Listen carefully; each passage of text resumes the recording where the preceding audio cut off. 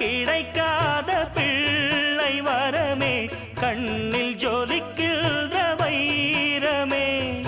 கோடி கொடுத்தாலும் உன்னை போல செல்வம் கிடைக்காது வாழ்விலே.